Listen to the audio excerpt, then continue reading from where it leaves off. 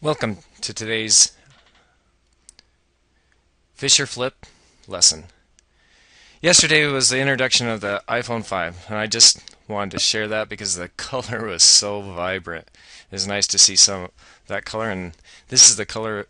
This color is my son's favorite, so he won't get one. Nope, not in our house.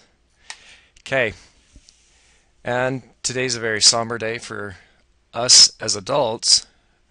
If we look here at Beetle Bailey, where is everyone? The place is empty. They went to remember the victims of 9/11. For you guys, though, I want you to read this one by Hagar. We have a great life, don't we, Dad? Yes, we do. And it's all thanks to the heroes who made our lives possible. And in your lives, you're going to find that 9/11 means more than that. We're going to have National Day of Service and Remembrance. So if you can get out and help somebody, do that today, because it really means a lot to help others, and I hope you can make this a day that is rememberable for a day of service. So let's get on with the lesson. I've made sure it's short today, and today we're going to have a quick introduction, and our main focus will be building fluency with 2s, 5s, 9s, and 10s. And what that means is, to build fluency, it means to make sure that you have your times tables automatic. Automaticity is being able to say 2 times 5 and knowing that it's 10. And 9 times 6 is 54.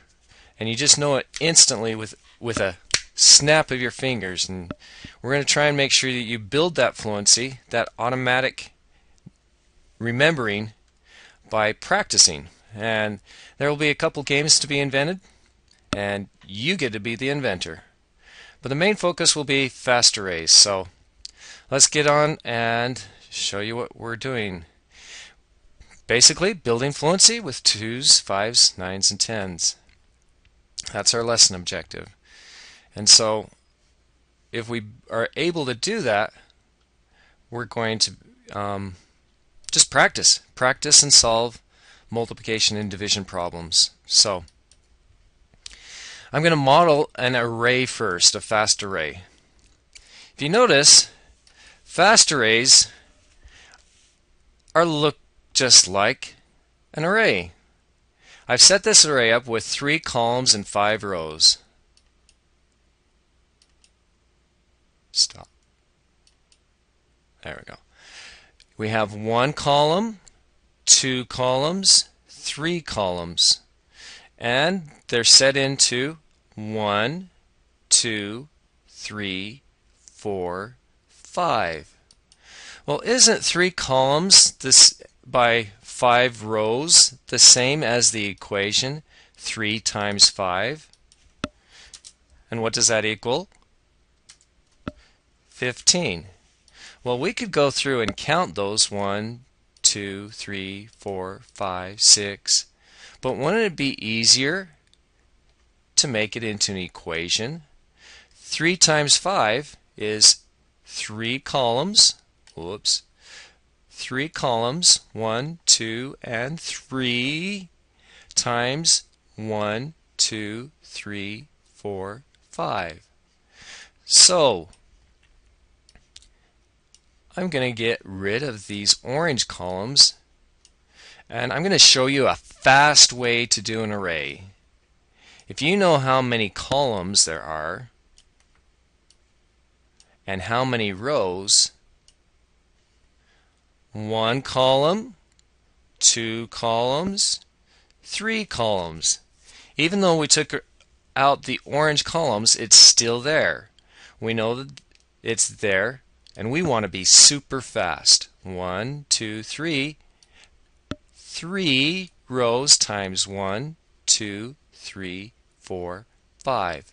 3 times 5 equals 15. So that is a fast array. We didn't have to put in the extra orange parts. We already know it was 3 columns by 5 arrays. So for your assignment, I have 2 problems for you. One, 5 times 10. See if you can make a fast array that shows me that you understand 5 columns times 10 rows. So there's your first problem. Your second problem, let's keep it down here and you guys can look at it there. Pause the video and I want you to think this one through. If you have 27 students in the orchestra and they stood for a picture and 9 students were in each row, how many rows of students were there? I want you to set it up like a fast array, so you're going to find the total. You're going to have to use your multiplication table. There's some other ways that we'll talk about nines in class. So set it up. 27 students, 9 were in a row. So you're going to go 1 column, 2 columns, 3 columns, 4 columns, 5 columns, all the way to 9 columns. And you're going to see if you can figure out that. So problem number 1, 5 times 10, and then problem number 2, 27 students in the orchestra. Pause the video so you can see that and write it down. Next, we have this problem. Write an equation to represent the problem, then solve the problem. Lindsay needs 40 note cards. The note cards are packaged 10 in a box.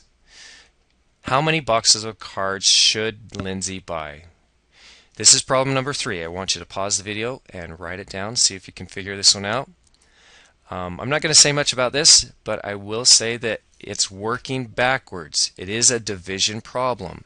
You have to take the 40 cards, that's the total, and how many were in each box.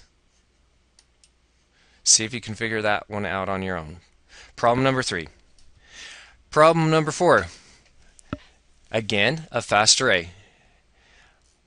We want to be able to see if you can do it. This time with 9 rows, Beth planted tulip bulbs in an array with 9 rows and 6 columns. You don't have to do all 9 rows and 6 columns, just make it into a fast array. You can also make it cute because it is a bulb and that's part of a flower, a tulip. So this is problem number 4.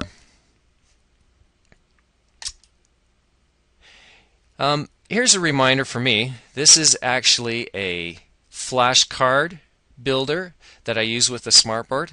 Hopefully we'll get the smartboard working. We've got the smartboard working and we just don't have the light bulb. So hopefully the school can get that.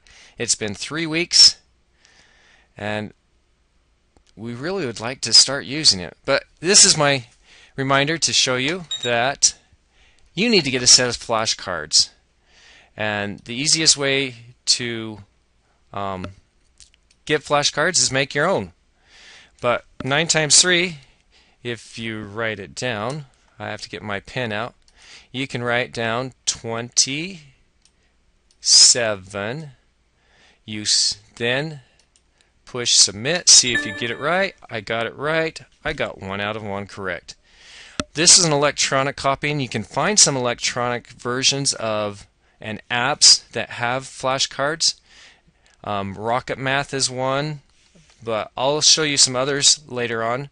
But practice with flashcards. That's what I wanted to share with you. Okay, we were on problem number 4. Well, before we get there, I got problem 5 through I think 11 today. This will be going home probably on Thursday, Friday, probably Friday, but it's a home check sheet. Your 2s, 5s, 9s, and 10s all mixed up. 2 times 10 equals 20, 10 times 5 equals 50. Remember that dot? What does it represent? And this asterisk, what does it represent? They're the same as times tables. Well, you also have divisions. See this slash? That slash also means divide.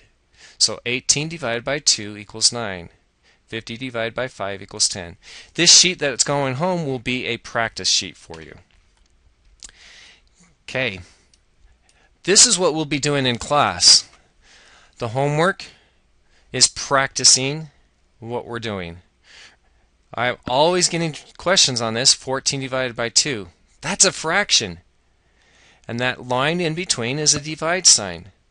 So once we show you fractions, you're going to see that it's parts of a whole.